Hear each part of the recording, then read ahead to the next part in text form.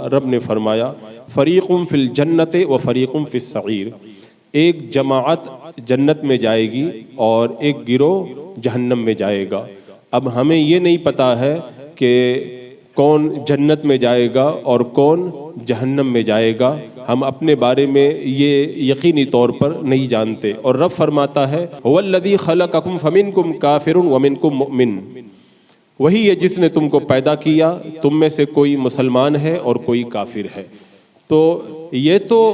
ہمیں یقین ہے اللہ کی رحمتوں سے کہ اللہ تبارک و تعالیٰ اہل ایمان کو جنت عطا فرمائے گا اور کافروں کو جہنم کے عذاب میں مبتلا فرمائے گا، لیکن ہمیں یہ نہیں معلوم ہے کہ کس کا خاتمہ ایمان پر ہوگا اور معاذ اللہ کس کا خاتمہ کفر پر ہوگا۔ اگر خاتمہ ایمان پر ہوتا ہے تو پھر اللہ کی رحمتیں بڑی وسیع ہیں اور انشاءاللہ جنت کی بہاریں اہل ایمان کو نصیب ہوں گی۔ لیکن یہ کیسے پتہ چلے انسان کو کہ میرا خاتمہ ایمان پہ ہوگا کہ کفر پہ ہوگا؟ حدیث پاک میں ہے، حضرت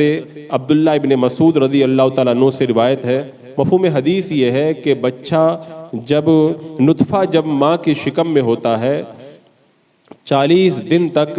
وہ نطفے کی شکل میں رہتا ہے، پھر 40 دن تک بندھا ہوا خون جمع ہوا خون بن جاتا ہے اور پھر 40 دن تک گوشت کا لتڑا بن جاتا ہے۔ یہ 120 دن یعنی پورے جب 4 مہینے ہو جاتے ہیں، اللہ تبارک و تعالیٰ ایک فرشتے کو بھیجتا ہے 4 باتیں لے کر کے۔ وہ فرشتہ اس بچے کی ان 4 باتوں کو اسی وقت لکھ دیتا ہے جب بچہ شکم مادر ماں کے پیٹ میں ہوا کرتا ہے، یعنی بندے کا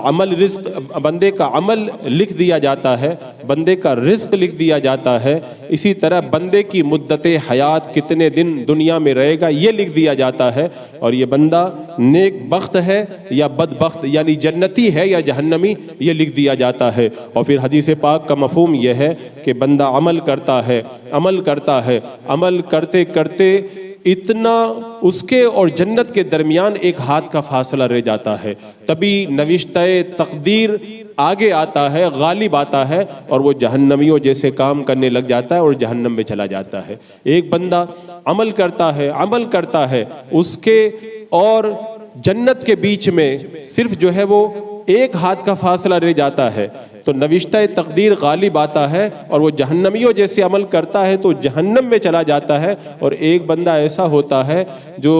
جہنمیوں جیسے عمل کرتا ہے، یہاں تک کہ اس کے اور جہنم کے بیچ میں ایک ہاتھ کا فاصلہ رہ جاتا ہے۔ نوشتہ تقدیر غالب آتا ہے، وہ جنتیوں جیسے عمل کرنے لگتا ہے اور پھر اس کا خاتمہ اچھی حالت پر ہوتا ہے اور وہ جنت میں چلا جاتا ہے۔ اب آپ سوچیں کتنے لوگ نیک ہوتے ہیں، آخری وقت کے اندر معاذ اللہ ان کا خاتمہ برا ہو جاتا ہے، وہ جہنم کے حقدار بن جاتے ہیں، اور کتنے لوگ برے ہوتے ہیں آخری وقت میں وہ نیک بن جاتے ہیں اور جنت میں چلے جاتے ہیں۔